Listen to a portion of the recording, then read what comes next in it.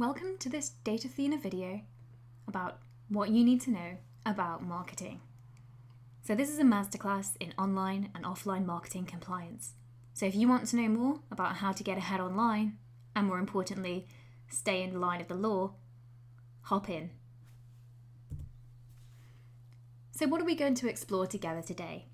Well, we're going to have a look at the legal requirements to market online.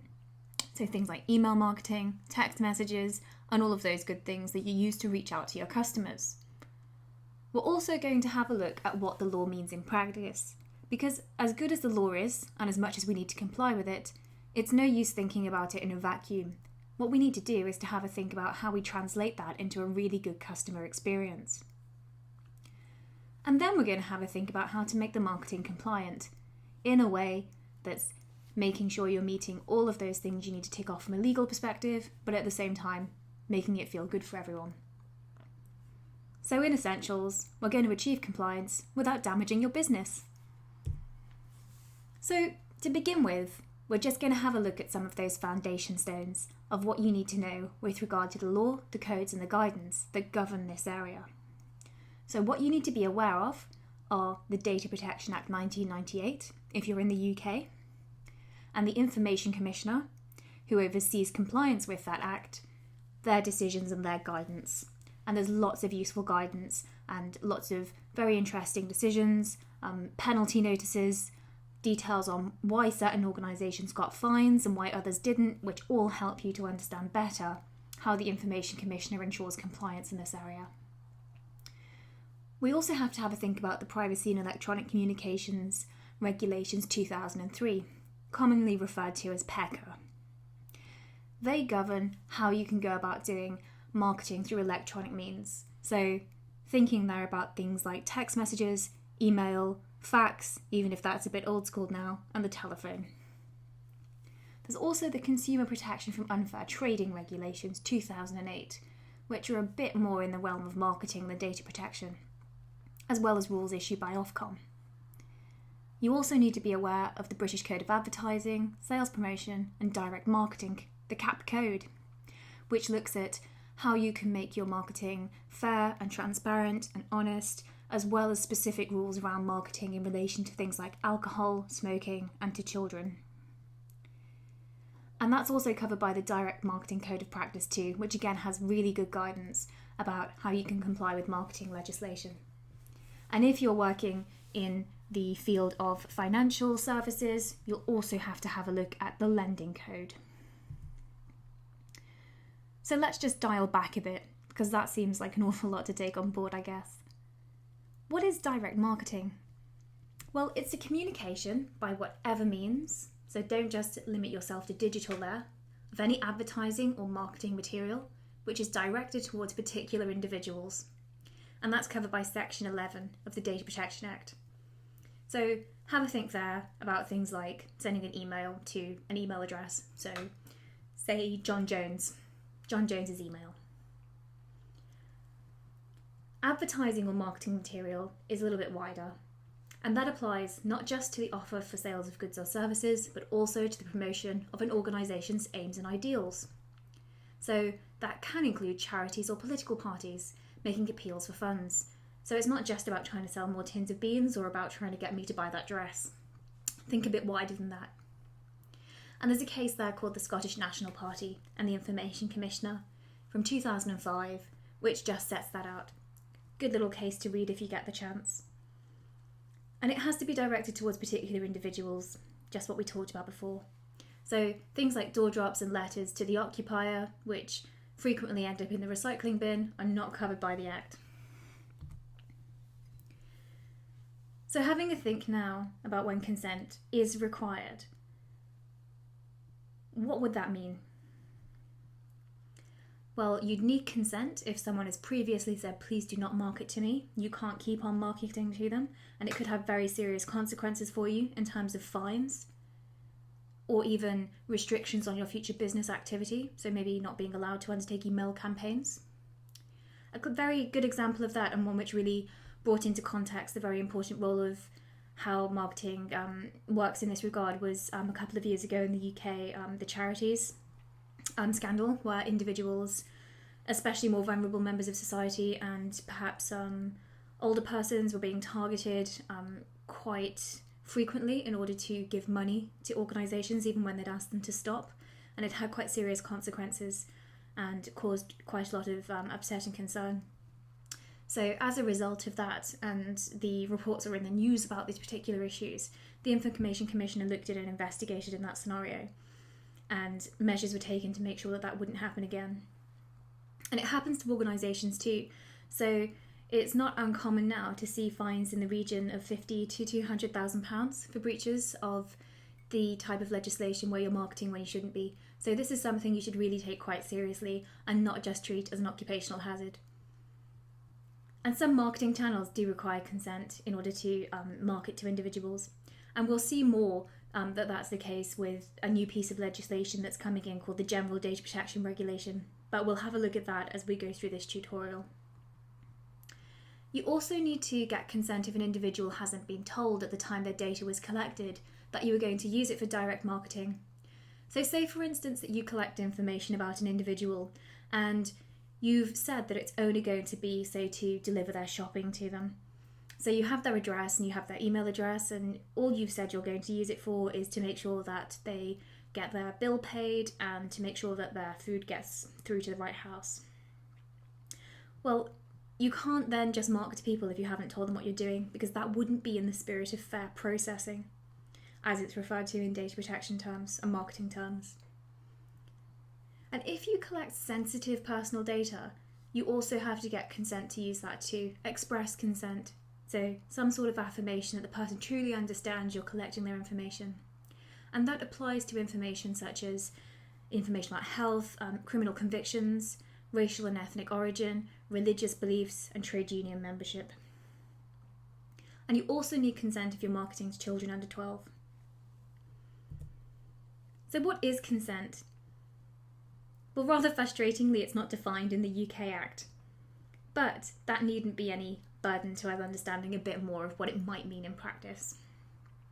The 1995 European Directive, which covers data protection, says that it has to be any freely given, specific and informed indication of wishes by the data subject, so the person you're marketing to, that signifies their agreement to the information collected about them being processed for those purposes.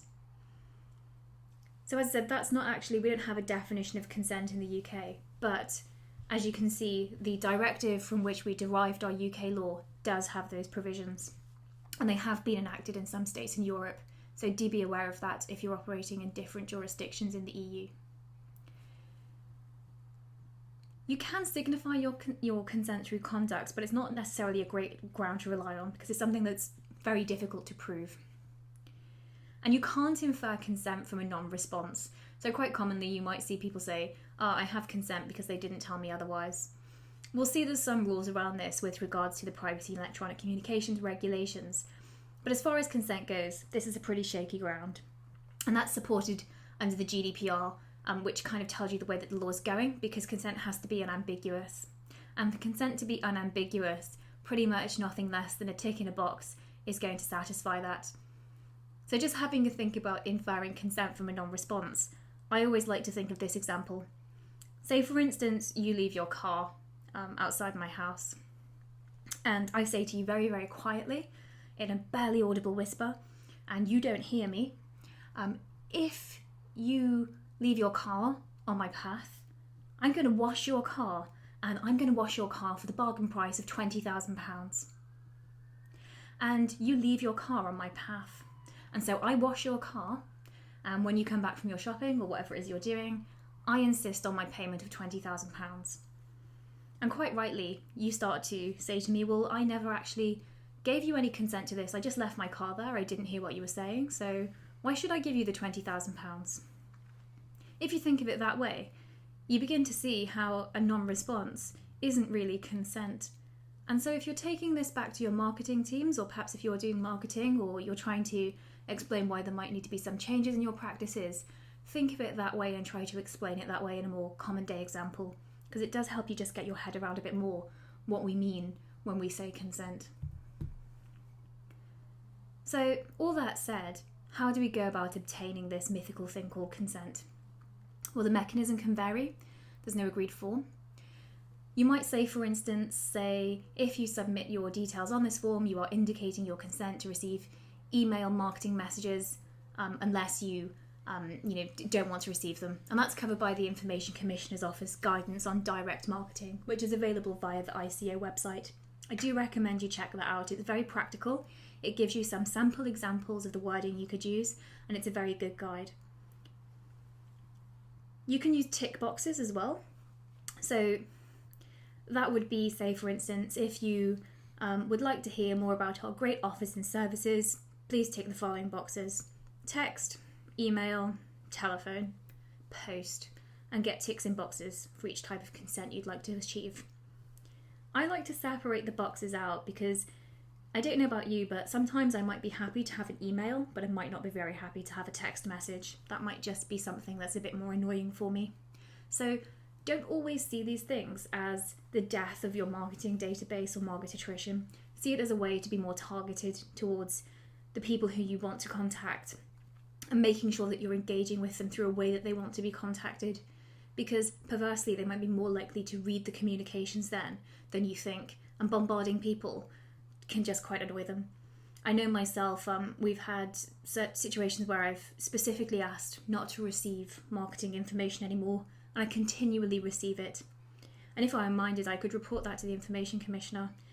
I haven't in those circumstances, but it's a good example to show you that you can actually create a business risk for yourself, or actually annoy your customers through persistent behaviour which they don't appreciate, or which damages their respect and goodwill in the brand that you're trying to build, or the one that you've very successfully built already. And have a think too about the language you're using. Are you being clear with people about what you're asking them? You can still put it in kind of a fun way and still make it a really engaging experience, but do make sure that you're making sure you're complying with the Information Commissioner's Office guidance and with the relevant legislation. And make sure it's nice and prominent too. So going back to that car example, in that example it really wasn't obvious what I was asking for consent for through silence. So don't have it greyed out, don't have it in really small writing that's difficult to find. You need to have your tick boxes next to your disclosure statements and make it easy for people to understand what's happening with their data. You also can't hide it in your privacy policy. You might offer explanations in that policy as to what you're doing with information, but what you mustn't do is bury it all away and then say to people if they complain, it was on this page which you never found, because that's not fair processing and it's certainly not transparent. So individuals can request that you stop marketing to them at any time. As I've said, that's a right under the Data Protection Act, and it's also very important therefore to make sure that you maintain in-house suppression lists so that you're not marketing to people who are saying, I don't want to receive this marketing. It's really important to do that, and it's a good idea for you to make sure that you're not marketing to people who just aren't interested in what you have to say. It's also a good idea to screen against suppression lists. So say for instance with telephone calls, you can screen against the telephone preference service and see if people have said, I don't want to receive this communication. It's important to do that because if, say for instance, someone has signed up to the TPS, you shouldn't be marketing to them, not by telephone anyway, if they've asked for that. So now we're going to have a look at more online marketing channels. As I mentioned at the beginning of this session, that's covered by the Data Protection Act and the Privacy and Electronic Communications regulations. So in terms of consent, you can't send messages to people unless they've asked for that to be sent to them. There is a soft opt-in exception. What do I mean by that? Well, if I'm signing up for a service with you, say for instance, a clothing website, when I say place an order with you to buy jeans or a dress or whatever it is that day, you may seek my consent to market to me. And because I've entered into that course of dealing with you to buy something, you can rely on a soft opt-in. So you can say to me, I would like to send you marketing communications unless you tell me you wouldn't like to receive them. Please tick this box if you don't want to receive that communication. So the key word is there, don't. I can say I don't want to receive something and tick to say no. That only applies to your own communications. So my communications with that clothing shop. So let's just play around with that example a bit more and look at third-party marketing. So say other organisations with whom you might want to share marketing lists.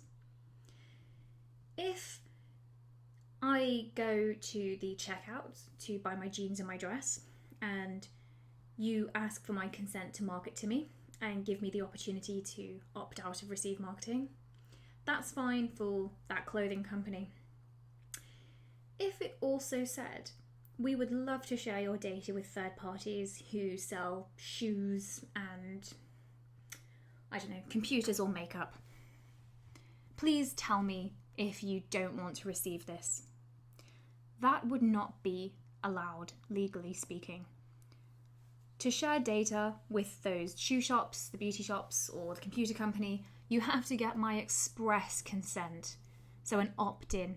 So what that should say in that circumstance is, if you would like to receive information about fantastic third parties, such as shoe shops and makeup providers, please tick this box. You need a positive affirmation of my consent. And as we noted on the previous slide, you can't use pre-ticked boxes. They are no longer seen as a permissible way of evidencing consent. Because if you think about it, I can just forget to untick that box, and because of my lack of action, you're inferring consent. But not doing something is not the same as expressly agreeing to do something, coming back to that car example. So in these slides now, what I've done is just set out some of the legal requirements here so that you have, if you decide to come back to this session, just a short summary here of what the law requires.